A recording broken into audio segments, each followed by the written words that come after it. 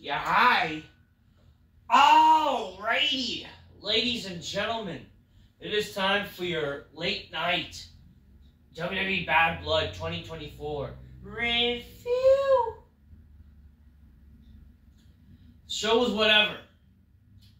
In my honest opinion, the show could have been way better than it was, but it wasn't a terrible show. It really wasn't a terrible show. It's just that I have some mixed feelings, let's just say. Because booked the show honestly way better. I do think the show ran too long, in my honest opinion, or just for literally 5 matches, the show went too long than it needed to be. Okay? That's just my opinion. Like, you have, again, like, shouldn't the show have been just 3 hours? And yet they still went, like, too long than it needed to be. And it's like, why? You know, like, what? The show started at 6, right? 7, 8, 9. Over 3 hours, really. Like, why? Why didn't it need to be over 3 hours? I thought the point was to end before UFC tonight. But whatever. It wasn't a terrible show. It just, let's just say, the wrong match main evented the show. And they should have booked the show in, honestly, a way better. Let's just say that. And just a lot of matches that happened. Just like, not a lot of matches. I mean, it's 5 matches. Let's just say only 2 out of 5 matches only stood out for obvious reasons because of story. Or like, you know, but like, or intriguement. The other matches, like, who really cared? You know what I mean? In my honest opinion. That's my opinion. I thought the show really dragged, and the show was just, a lot of matches was too long than needed to be. And honestly, the first match of this show really overshadowed tonight's show. I really gotta be honest. Like, the opening match, which, in my opinion, should have been the main event. It should have been the main event. Alright? It should have. We're gonna talk about it, but grab your Coca-Colas, drink it magnificently, and inspire me some bitches go, oh shit, okay? Come on. It's Oktoberfest, ladies and gentlemen. I have to stay in to watch this shit. Well, I mean, I can always go out and try to do whatever in the daytime. But, you know, I want to get my rest and watch this show, you know what I mean? Get what I gotta do, you know, oh shit. Cheers, motherfuckers. That's good stuff. See, this is what happens when I don't sit on the couch. But, you know, big black couch is always ready. Make the bitches go, oh shit, you know what I mean, folks? But yeah, let's talk with the show. But again, I thought the show, it wasn't a terrible show. I just do think that mostly this show was very overshadowed by the opening match. And that's not something you want to do when you're doing a show. Like, honestly, when you have a show where there's no real, there's no world title match, right? They're not even doing a world title match. Like, women's match, a women's title, I don't give a fuck, but, like, this show should have been booked way better. I felt like the main event should have been Hell in a Cell match regardless of what happened in the ending of the show. The Hell in a Cell match should have ended the show. Or, heck, it could have been, again, if you want to do, like, with that big thing in the main event, you should have eventually had the Hell in a Cell still main event, but do some shit after the show, or the show, like, while the show goes on, a segment right after that, and lead to, like, what you did to end the show in a way. You know? If you want to really have that big ending of the show. Or, I mean, what's wrong with just, you know, doing what you did in the main event in the middle of the show, or even the opening of the show? At least people would care. You know? It's just something. And then you could speculate things like throughout the show, too.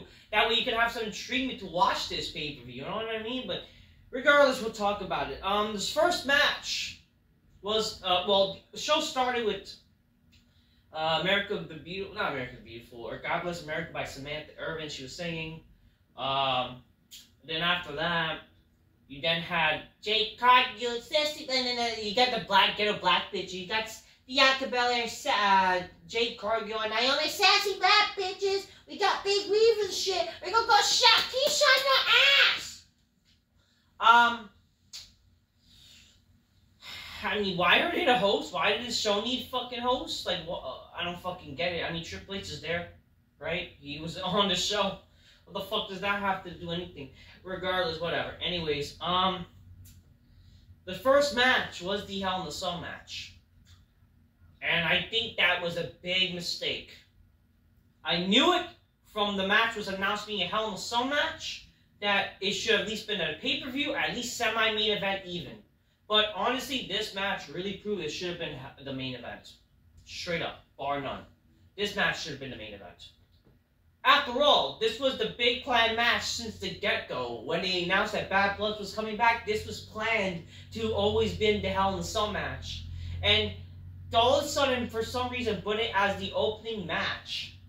And for some reason, not have this match main event because of...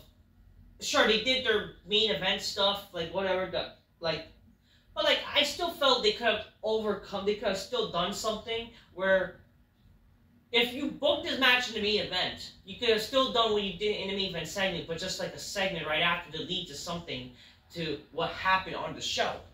It just, that's how I felt. But this match proved this should have been the main event, and I give credit.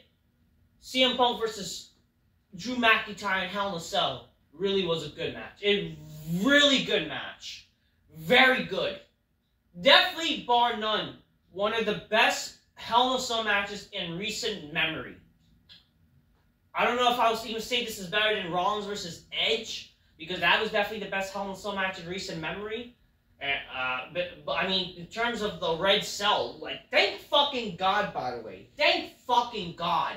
There's no more stupid Red Cell. Thank the fucking God. Thank God. Thank God for it. Because, man, turning that match to a fucking Red Cell was just fucking retarded. And thank the Lord. Thank God. They brought back the old cell, the old color of the cell, silver, whatever, chain link, you know. Thank God. Thank God for that. This was very good. It was a very good Hell in a Cell match.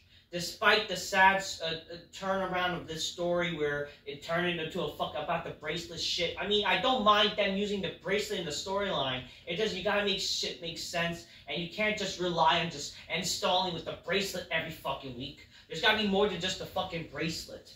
But, you know, they turn into a story, and I can't really hate this anyways. I don't hate the story as much.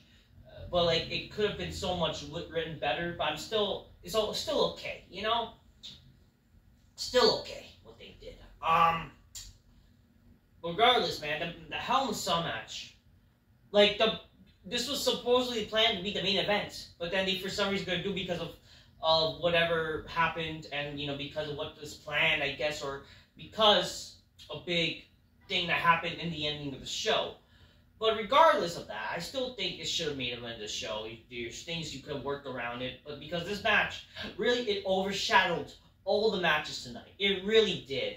By the time that match ended, what was the point to really care about the matches? Especially when you transpired to the second match, which was Diva shit. Okay, or women's, whatever, or women's She-Hulky shit, whatever the fuck. Okay, apparently you saying the D word, the Divas is expensive, like, whatever. That Hell in a Cell match was very good. Thank God the old Cell is back since WrestleMania 39. Thank the fucking God. That's the best thing that Triple H has done in his creative, I would say. And there was blood in this match. There was fucking blood. So, like, man, there was blood. Like, listen. Blood really adds to a match. And we needed it. If you're going to have a show called Bad Blood, you need some blood. And freaking A, man. This match needed the blood for the pay-per-view, for this fucking match. This match, having blood really helped it, you know? Like, and I'm very happy that blood is more okay in WWE again. You know, I'm happy about that. You know, like, I will give credit to Triple H with that. Like, I can crap on his booking where he appeals to smarky wrestling fans. I will give credit, man, him bringing back the Hell in a Cell structure, the old structure, and a more allowing of the idea of using blood in a cell match. And blood in general is helpful. It helps that. It really helps the show. It really helps the believability, and I like it a lot, and it's really good. So there was blood in this match. The only little criticism I can have is, like, the punches were weird, maybe. You know, like, the punches looked a bit fake. I will say that. And clearly, if you really think about it, Drew McIntyre could have easily beat CM Punk. You know, but we gotta believe in the world of kayfabe where CM Punk is a fighting chance. But regardless, man, this match was very good. They used the cell, they used the cell structure. You know, they used it to like try to help the advantage. They used the cell structure. I liked it. I mean, I wish they could bring back chair shots to the head. You know, I'm just tired of the whole stomach. Back chair shots, I'm tired of it. I'm not saying legit hurt the person's head unless a prop chair. Like, come on here. Like, do you not why not have protected chair shots? I mean, I do think like having unprotected chair shots is stupid. Why not do a protected chair shot? You know, like if you're gonna do chair shots, bring that back. I mean, you're doing freaking shots to the head with fucking toolboxes and steel steps. A chair shot to the head, you can't even do a fucking stupid fucking head spot. I don't know. Unless, if they could, maybe do a protected chair shot. That would be lovely. Like, do a protected chair shot. I mean, that would be lovely. We can bring that back. That would be amazing. But, I don't know. Maybe that's a bit nitpicky, but just the truth. But, you know, so yeah, the first match was really good, man. CM Punk defeated Drew McIntyre. Both of them, they used the cage, they used the cell. Then eventually we saw, a table. I like the psychology. I definitely think there was some psychology in this match. There was good psychology. They, sold. There was definitely some good psychology in this match using, the cell to the advantage and also the fucking weapons they had. They used like one table which obviously kind of broke, or unless it was intentional. They used the legs of the table, so it's something like it was in a way refreshing, and it gives us like the idea like, wow, you don't need to always use a table to break it. You could use it as a weapon. I like that. I like that they did that. The fucking match where they used the table leg to the advantage, like. They literally tried to look like they were gonna kill each other. Sure, like would strangle each other with it. We did see eventually a chair with the stomach back chair shot by McIntyre. The chair wasn't even used that much, but it's okay. Just use what makes sense, to the advantage. Toolbox were involved. They showed, a lot of wrenches was used tonight. So they used the wrenches a bunch of times to their advantage. That's how, and then Punk was thrown to the cell, face first, leading to him to bleed, and then eventually a bunch of wrenches, hitting, like trying to cause pain and them to bleed in the foreheads. Oh yeah, and we did see Punk using the toolbox eventually, making McIntyre bleed. McIntyre looked like a fucking bleeding like a stuffed pig, like that old expression that JR would say. It was pretty cool, really just the blood, obviously they put their bodies on the line. I have to give them credit to that, man. That match, they put their bodies on the fucking line for that. That was really good. Toolbox were used. A big table spot in the corner of Punk and McIntyre. Where suplex with his power, it was good. False finishes, but it's somewhat even though it was expected. I mean, I wish there was less of false finishes. I do like that when they did their finishers, both men, they roll out before getting pinned. I just wish there was less when they did the pin, it just didn't need to eventually they get pinned immediately, you know what I mean? But it's fine. What they did was fine, honestly. They also freaking steps were used.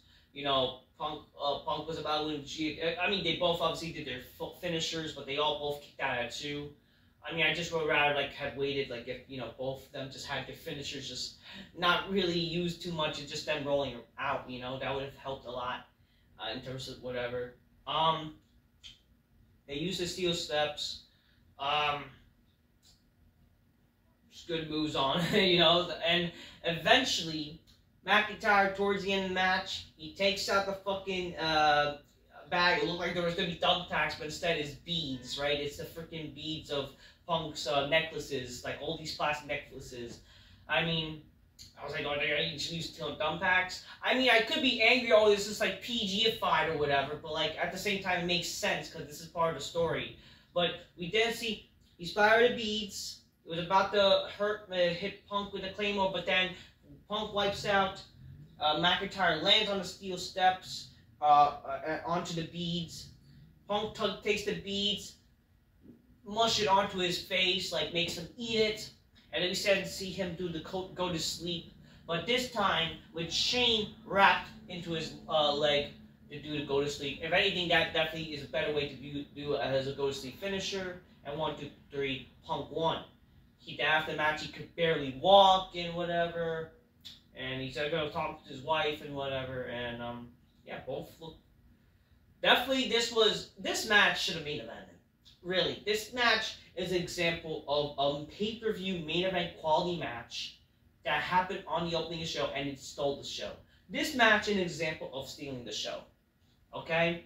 This match stole the show right off the bat, and that I don't care. I honestly would have been fine with this. If you want to talk about a limited match, I would have been fine if this was a one-match show. I would have been fine. You know, I would praise the hell of this one-match show. I would not have complained. This match was honestly that good enough. It could have just been a one-match show. Fuck everything else. You know? Fuck it. Fuck everything. If it was just this match and the main event itself, and the big segment in the end of the show would honestly been one of the best wrestling pay-per-views in recent memory. I honestly would say that. Because that's all that people give a fuck about anyways. Who the fuck really cares about these other 3 matches that happen? I'll be honest with you, who really cares? Who really cares? Who cares? Like, I'm sorry. Like, it's just not. We then see Bianca Belair, you know, the three black bitches, whatever. They're just, you know, we got Patty, you know, yeah, we have everybody here, like, who cares, you know, whatever. You know, oh, it's starting the party. Kathy Kelly, who's invited to my big black couch, could go, oh shit, was there, and trying to interview, and then, you know, not much happened. But then we then see, the second match. Nia Jax defeated Bayley. The match was longer than it needed to be. Nobody gave a fuck, I'll be honest with you. I did not give a fuck. By the time this match was happening, Tiffany Stratton came out. That's what was the only big reaction. You know, I mean, she's always going to get a reaction because how fucking hot she is invited to a big black couch. But other than that, like, whatever. I mean, she's there. She was going to help Nia won, but, like, oh, the referee thought she was going to cash in. And for some reason, Nia Jax stood up like the Undertaker, like, really? And then, like, oh, I could cash in on me or type of shit. And then eventually, we do see that, you know, eventually all the shenanigans happened where Tiffany helped Nia won. So Nia Jax defeated Bayley. I mean, if you want to make some sense story-wise, like, Bayley winning could have been okay. Even though I don't give a fuck about Bayley, it would have been okay if Bayley. It would have been a big issue if Bayley won this match, you know. And then that builds up the fucking intriguement of the issues between them. You know, you never know. Or you know, you could even see like I mean, I'm just like thinking about it. Like after this, they did the women's. Well, not after that match. I mean, it would have made some sense. Like after this match, if they did the other women's match with Liv and Rhea. You know, why not? Let's see, like, if she try to cash in and some shit happens, you know? Whatever. Anyways, a third match. Damian Priest defeats Finn Balor. I did not really care for this match. I'll be honest with you. I did not care because I don't care about Finn Balor. And I don't really care much about this feud. Like, we're supposed to care about this because there's a long blood feud type of shit where, oh, year in the making type of shit. You know, with their dissension, the Judgment Day, but like in the end of the day, who really cares? You know, we've seen this match a bunch of times before, and none of their matches were really that intriguing, in my honest opinion. So I don't really care, and I'm not a fan of Balor really. I don't think he's an entertaining wrestler. I don't think he went from being a smiley gay babyface to appeal to all the gay people and you know cosplaying like a demon, like oh. now like, oh, I'm angry. I thought I'm gonna stomp you up in the tights. Cause I'm putting the done now. Yeah. Like, I don't care. I don't fucking care. And then you have people saying Damien Priest is the bisexual Undertaker. What kind of shit is that? Is he even bisexual? Well, everybody knows he's bisexual. I know. I hope he's not actually bisexual, because that's just stupid. Anyways, Damien won. Just going to show, like, all the bullshit, like, after all this time, that he could barely be at the Judgment Day. All of a sudden, he wins. Like, how does that make any fucking sense, by the way? When he can't even, like, I mean, obviously, beforehand, he showed that he could beat up the Judgment Day, but then, oh, 1 week, they beat him up, the other, he beats them up. Like, can we be consistent? Whatever. Priest still won. I mean, I'll be honest, I don't even remember. Did Priest really win? I mean, Priest, I think he won. I forgot about this match, not that I care, you know? I don't care. Then we see, we then see Triple H after they do a bunch of advertisements or whatever. We then see Triple H, he shows up, and we see like, oh, what, are they presenting a new title? Which is like, what? What are they fucking doing? Then Triple H says like, thank you for coming. This is the largest gate of the arena history. So like, yeah, cheer. So people are cheering that they spend a lot of money being in the show, and that's what WWE is celebrating. You guys are being fooled. So Triple H made an announcement that this was the largest gate in an arena, blah blah blah. You know, so much for breaking records, blah blah blah. You know, which I find it hard to believe, but at the same time, it's like the only reason why you're having the largest gate because you're fucking increasing the fucking prices.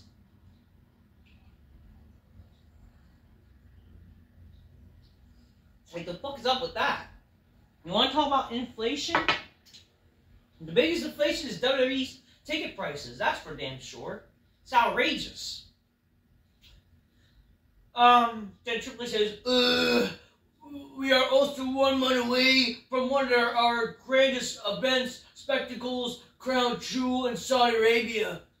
And in that show, we're going to see our world champions face each other one-on-one while their time's not online. They'll be fighting for a championship. It's like, I'm thinking to myself, so, not only they kind of revealed that Gunther's gonna fucking win, you know, whatever, but like, tomorrow or Monday, whatever, but like, at the same time, how does that shit make any fucking sense? So, they're doing champion versus champion, they're doing bragging rights bullshit at Crown Jewel?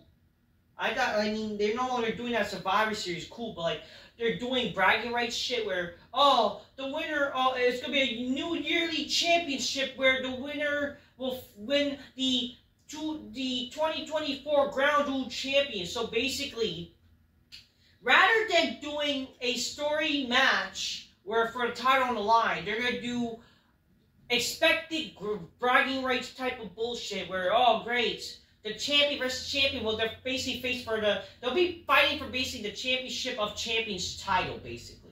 You know, remember that championship title that was in WWE 2K, whatever, or WWE SmackDown versus Raw, one of the games, I think 2010, where like, oh, you battle to be the champion of champions. That's basically what it is. That's basically what it is. You know, instead of fucking just, again, when I heard that they're going to have, you know, the two titles facing, two champs facing each other, I was like, thank God. Yeah, unify the fucking titles. I mean, by logic, they should unify the fucking titles. Because why do we really need two different world champions? Why? Again, you're going on Netflix after all. It would make the whole world lot of sense if, honestly, the champion is on both Raw and SmackDown. And we all know that's really Cody.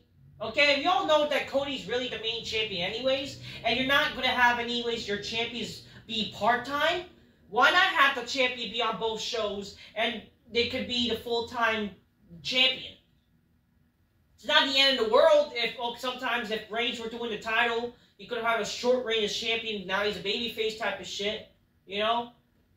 I mean, who cares? But again, you kind of need two champions on both shows. Like, come on here. What are we doing? Like, why are we doing this shit? Like, we're fucking, hey, we're doing a garbage championship. Like, if you want a new title, And they want, oh, this is going to be something for Crown Jewel. Okay, we all know the Saudis love the old guys, too, or part-timers. Even though WWE is no longer doing really part-timer shit anymore. In a whole world, it would make sense if they have, like, a Legends Championship, you know? Have the Legends Championship. The Legends Championship could be like Goldberg, for fuck's sakes. And he could defend it against other legends. That would have made more sense when you do these legendary matches, like Undertaker and Goldberg back then, even though we all know what happened with that match. But, like, shit like that, you know? Well, other than that, like, really, they need to combine the titles. Like, why are we doing this whole champion versus championship where, like, they could just combine the titles, we got a different new title, and be on both shows, especially if we're going on Netflix. Like, it would make the whole world a lot of sense. But no, it's just great. You have to fucking do garbage. Like, you have to just do a useless match. Basically, they made Crown Jewel. Crown Jewel, a lot of people saw the Saudi pay-per-views as a waste of time, by the way. Up until when they started to make them, like, actually a reasonable pay-per-views to see. Like, since, like, 2021. Because usually the Crown Jewel shows or whatever, the Saudi pay-per-views, they see them as glorified house shows, right? This basically pushed back Crown Jewel as a glorified house show for the Saudis. Because we're not going to see the fucking Crown Jewel champion every year, or all year long. They have a Crown Jewel champion. Like, what the fuck? Why not just combine the titles? You know? Or unless they don't want to do that for some reason. But, like, why are you doing that? Like, what's the point of a Crown Jewel champion? You know? Just do your typical build-up stories with characters. You know, I would not have been surprised if they were to do... I mean, I'm kind of glad that this means we're not going to get Cody and Kevin Owens again. But this would make more sense if we were going to see, like... I'm not saying Cody versus Roman. Or, like, unless they're going to do Cody versus fucking Solo again, or even Jacob Fatu, that would make more sense and more of an intriguement than what they fucking did. Like, come on, what are we doing? So we're going to see Gunter versus... Not Gunter. We're going to see Cody versus Gunter, or Cody versus Sammy. Which I would not be surprised if fucking God knows what reason they actually proceeds to do Sammy versus Cody. Because of what they did in this segment with Gunter and a certain Spearman. So Goldberg was in the crowd, and I mean, I kind of gave it up already. So, like, Goldberg, so they're going to probably do Goldberg and Gunter. Anyway, so, yeah, Goldberg was there. A lot of legends were on this show. I guess that's their thing to, like, get it? The legends are here. So you do a 25th anniversary show, and you fail to bring back legends for an anniversary show, but you bring them back on pay-per-views, and it's a stupid show. I don't fucking get it, whatever. So Gunter comes out during this segment and says, like, you know, this is a beautiful title. You know, I'm going to prove I'm the best champion. Well, like, here's what we see. We feel well champion. Like those old Goldberg. You know, Goldberg, I see with your family. And, you know, I remember, like, last week I said about you, Brett. But, you know, I just want to say that I lied. You know, you're not really that great of a... Let's just hope that you are a better father than you are as a wrestler. And then that made Goldberg very angry. I mean, he could have said that, you know, you're probably just crazy, a shitty father. You're not a good example as I would be with my own kid or something. And he could have, like, insulted his wife. And that would have made more sense to him get angry. But whatever. It's just a little easy thing that Goldberg got angry about. Goldberg ran across the barricade. You know, but he was separated by, you know, by security people, even though it would have been cool to see Goldberg maybe spear some people. Would have been nice. And it looks like Goldberg is back in a WWE contract in a sense, so he's like a Legends contract, which is good. Obviously, all the Smarks got angry that Goldberg is, you know, back in WWE. I'm happy. I'm happy that all the Smarks are just angry that Goldberg came back, you know. I'm just happy about that, though. But then we see Sami Zayn attacks Gunter, like, ugh. Whatever.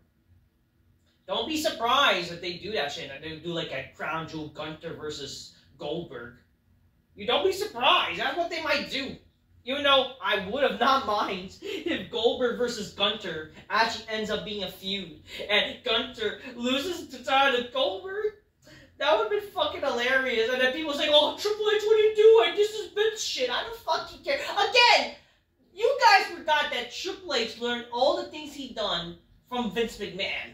And all you people that are praising fucking WWE is because of Vince McMahon influence to Triple H. So you guys can't really fucking shit on McMahon. love that Smarts were cooking like heart attacks. You know, that was fucking great though. Yeah, but whatever. Then we had to go back to reality, and it just went back to the bullshit. Fourth match, Liv Morgan defeated, not Liv Morgan, fucking, what's her name? Rhea Ripley defeated Liv Morgan by disqualification. Yeah, disqualification on a pay-per-view, by the way, folks. Yeah, on a pay-per-view. Because of Raquel Gonzalez or Rodriguez, whatever the fuck they call her. Yeah, I could have swore I either predicted this or I knew this idea. You know, and this is funny. It's like they remember that she's back because, like, Vince Russo mentioned her in a Raw review, like, and people from WWE watches his Raw reviews on Sportskeeda with Dr. Chris. It's like they realize, oh, you know what? If we have to have an ending, I mean, I kind of figured that was what's going to happen because, again, I mean, I don't know if I predicted it because I already kind of thought when they were going to do a shark cage match and I'll get it, Dominic can't interfere. The one possibility is going to be somebody helping Liv win the match at least, and that was Raquel Rodriguez. But yet, they disqualification on a pay-per-view. Whatever. I mean, I don't know. I guess it's acceptable in the age where we're spending only $10 on Peacock a month. But like, come on here. Like, what are we doing here? A disqualification on a pay-per-view. Whatever. Dominic was hanging from the shark cage. He was about to escape, but he doesn't. He's like, then turns to a pinata, and then Rhea Ripley's like, oh, this is my, if it's her birthday, happy birthday, Rhea Ripley.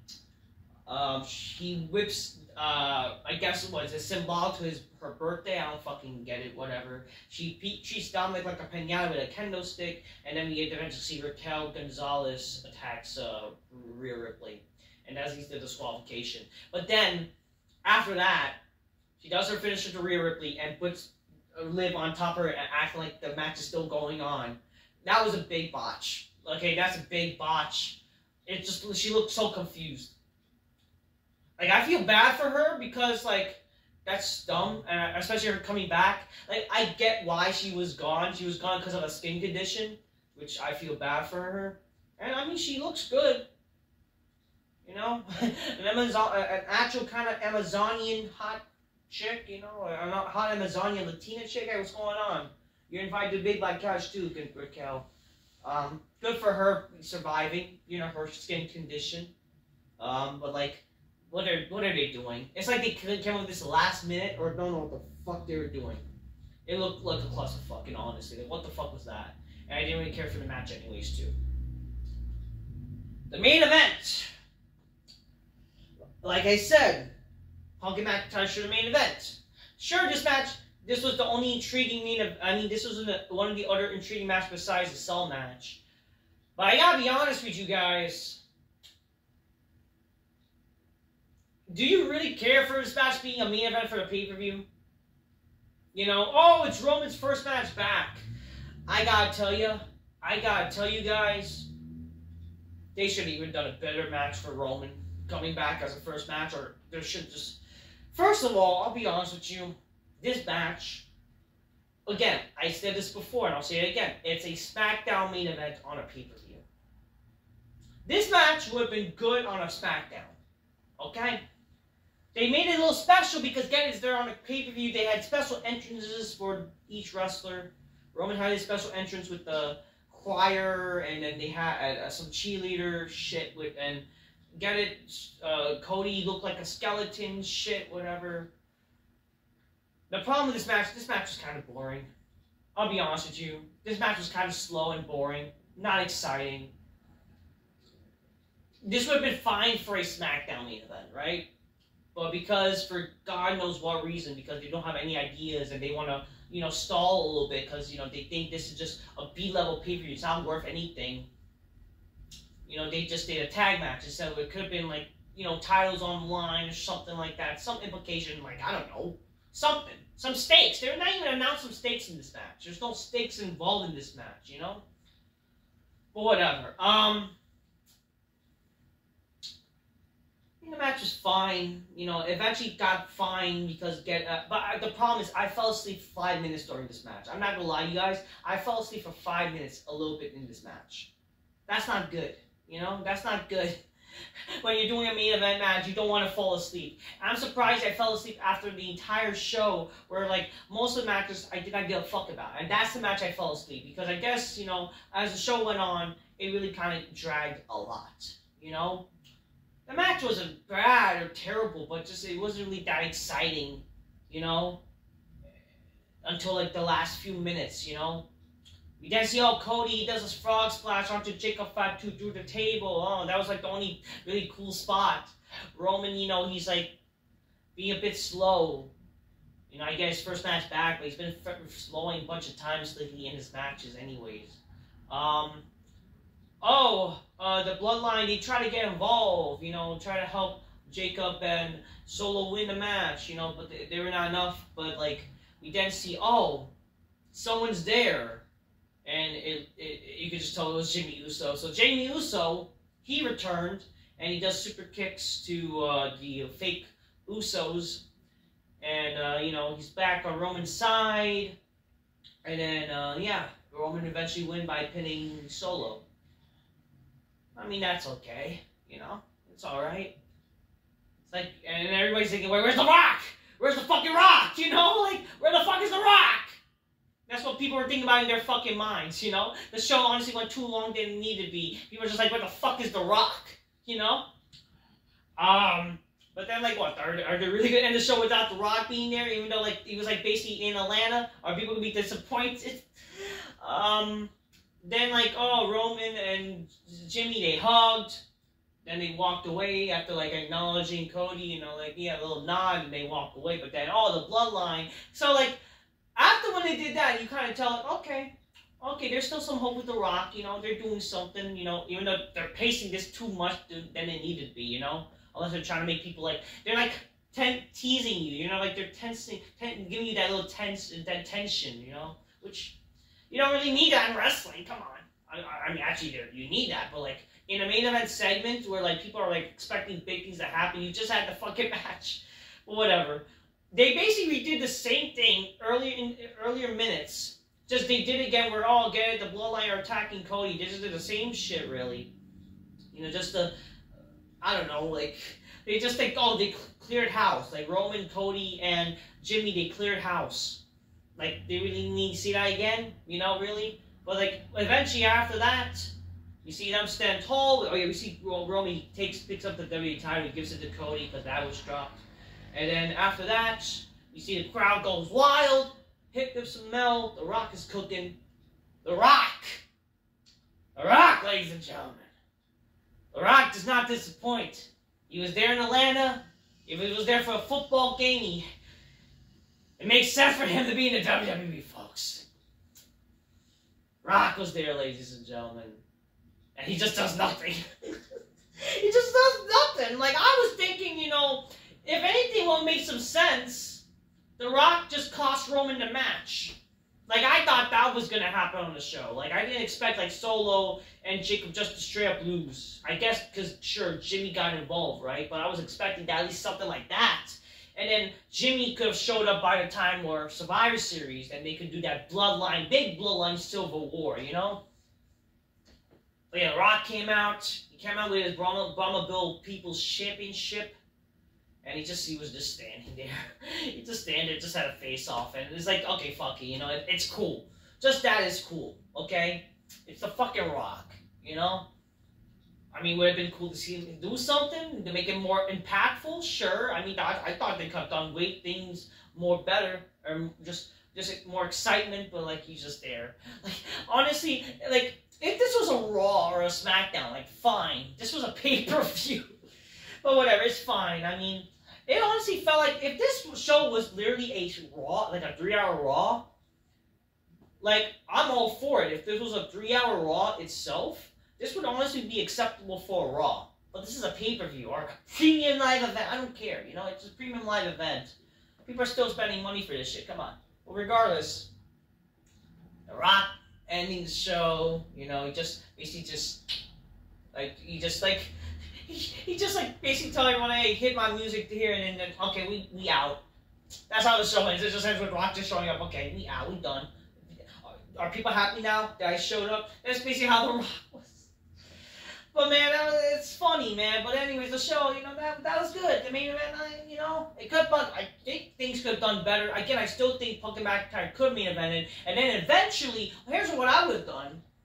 You could have done the fucking opening match even, or even semi to the main event, or even in the middle of the show. It could have been Cody and Roman versus the Bloodline. Then Jimmy helps out, he wins, But then eventually, the Bloodline, they're not done with the show yet, right? They're not done. Because we're not going to end this until we freaking beat up Jimmy. And you could have done something where eventually after the Hell in a Cell match, then you do something where Jimmy and the Bloodline, and then, Roman and Cody, they come out to help, Jimmy a little bit. And then The Rock shows up. And that's how you end the show. Something, just these little itsy-bitsy shit could have helped the show. I mean, but heck, you could have honestly done the same thing in the middle of the show with the main event with The Rock showing up. It wouldn't have hurt the main event. It really wouldn't have hurt the main event. Because the main event, like, shit like that back in the day when wrestling was good, you had big things happening. It's not a big issue if you had The Rock to, like, show up even in the middle of the show. You know what I mean, folks?